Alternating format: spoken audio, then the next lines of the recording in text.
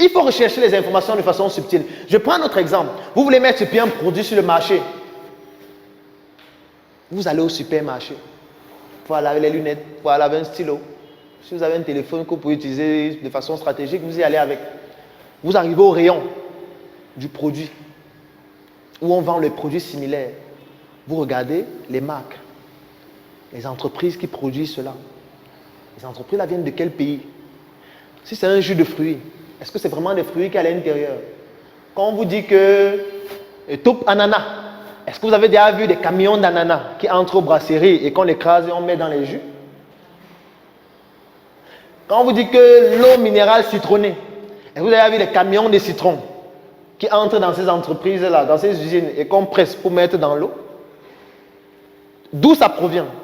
Est-ce que ce sont juste des édulcorants? Est-ce que ce sont juste des arômes? Est-ce que ce sont des nectars? Est-ce que ce sont des compotes? Pourquoi leur usine est installée dans telle ville et pas dans une autre? Ça, c'est une information stratégique. Il faut faire très attention. Si une entreprise décide de s'installer à Boya, ce n'est pas au hasard. Il y a une raison stratégique. Soit c'est parce que les fournisseurs, peut-être là-bas, ça coûte moins cher de trouver le produit. Soit là-bas, ils ont leur propre plantation où ils peuvent avoir le produit et il n'y a pas le transport, ce qui fait que ça réduit les coûts. Soit là-bas, le climat est plus propice pour faire leurs produits par rapport à une autre ville. Il faut comprendre. Vous ne pouvez pas avoir un concurrent qui est installé à Bamenda. Vous n'essayez pas de comprendre pourquoi vous êtes installé à Douala. Ça veut dire que vous ne comprenez rien dans l'intelligence économique. Quand on parle d'identification et de recherche de l'information, c'est de ça qu'il s'agit. Il faut rechercher toutes les informations possibles. S'il a un site internet, vous allez dans son site.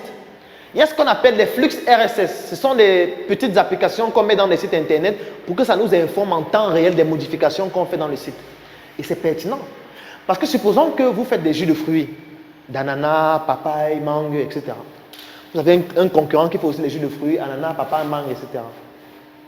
Si un jour, il enlève un de ces produits de son site internet, vous devez être informé de ça en temps réel.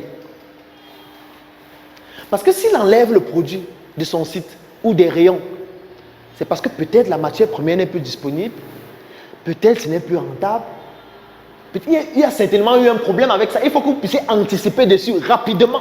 Sinon, vous allez avoir le même problème dans très peu de temps.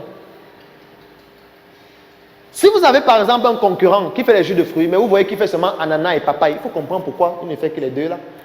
Pourquoi il ne fait pas goyave? Toi qui veux aller faire goyave là, pourquoi lui il ne fait pas la goyave?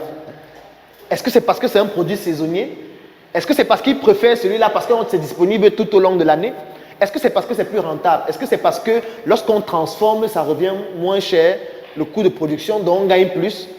Est-ce que c'est parce que les clients préfèrent ça par rapport aux autres? Lui, il a déjà mené ces études-là. C'est pour ça qu'il fonctionne et c'est pour ça qu'il gagne de l'argent. Vous devez juste venir mener des études pour comprendre son business model, pour le dupliquer en l'améliorant. Parce que si vous ne le faites pas, vous allez commettre exactement les mêmes erreurs que lui, il a commis avant. Sans rien apprendre de cela. Et lui, il ne va jamais vous dire ça ouvertement. C'est à vous de vous battre pour trouver l'information. Dès que vous trouvez l'information, vous l'analysez. Vous essayez de comprendre. Pourquoi les ananas? Pourquoi ils font les ananas à Bafia? Quelle est la particularité de Bafia? Est-ce que je ne dois pas aussi aller à Bafia voir ce qui se passe là-bas? Est-ce que les ananas ont une particularité? Pourquoi ils s'installent en Djombe? Pourquoi ils sont à Pouma ou ils sont à Bafoussam? Qu'est-ce qu'il y a à Bafoussam? Pourquoi ils vont là-bas? Pourquoi la plupart des poulets qu'on retrouve au Cameroun, à Yaoundé viennent de Bafoussam ou viennent de l'Ouest? Il faut comprendre pourquoi. Parce que quand vous comprenez pourquoi, vous savez directement comment vous allez faire pour adapter votre stratégie. La prochaine étape, c'est la stratégie. Et la stratégie commence par la sécurisation de ses propres informations. C'est que les informations de votre entreprise, il faut sécuriser ça. Et l'une des manières de sécuriser l'information, c'est ce qu'on appelle la segmentation informationnelle. Et une entreprise qui l'utilise très bien, c'est Coca-Cola. Je vous ai dit qu'il n'y a que 2 personnes qui connaissent la formule du Coca-Cola. Et comment est-ce qu'ils réussissent à conserver le secret de la formule? C'est par segmentation. Parce que Coca-Cola est fabriqué dans plusieurs pays différents ou plusieurs États différents des États-Unis. Ça veut dire qu'on peut peut-être dire que dans cet État, vous prenez seulement l'eau, vous mettez le sucre, ça va. Vous envoyez dans un autre État. L'autre État ajoute un autre ingrédient, il envoie dans un autre État. Ce qui fait qu'il n'y a aucun pays ou État qui connaît toute la formule. Ici, aux brasseries, tout ce qu'on fait, on leur donne le concentré, ils ajoutent l'eau. Ils ne font rien d'autre. Personne ici ne connaît la formule. On leur envoie le concentré de coca. Tout ce qu'ils font, ils prennent l'eau. On leur dit qu'il faut diluer comme ça. Mettez telle quantité d'eau pour telle quantité de concentré. Et vous mettez dans la bouteille. Les bouteilles viennent déjà faites, il y a déjà les ingrédients. Ils font.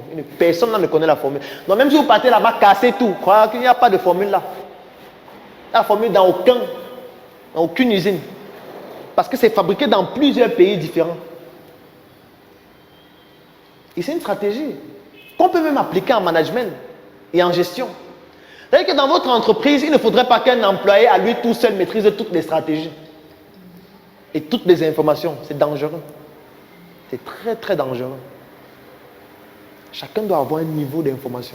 C'est pour ça que dans certaines entreprises, on fait des séances de... Comment je peux appeler ça? Il y a une expression là qui m'échappe.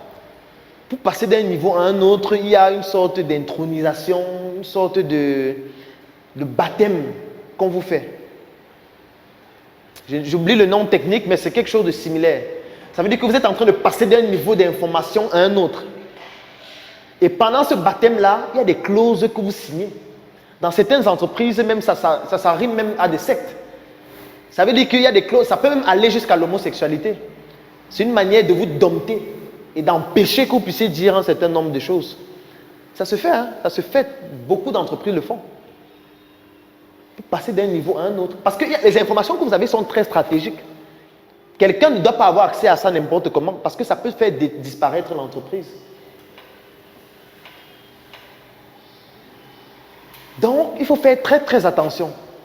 Je prends un exemple. Vous avez une assistante qui connaît toutes les informations stratégiques sur tout ce que vous faites, dans tout ce que vous êtes en train de faire. Mais c'est très dangereux. C'est très dangereux pour une raison qui est simple. Parce qu'il y a aussi ce qu'on appelle le dragueur intelligent.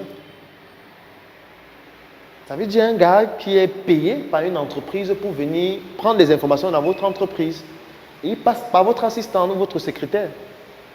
Il commence à la courtiser, faire des trucs, faire des choses avec elle. Et puis, par ce canal, il obtient des informations sur vous, puisqu'elle a toutes les informations, puisque vous lui avez tout donné.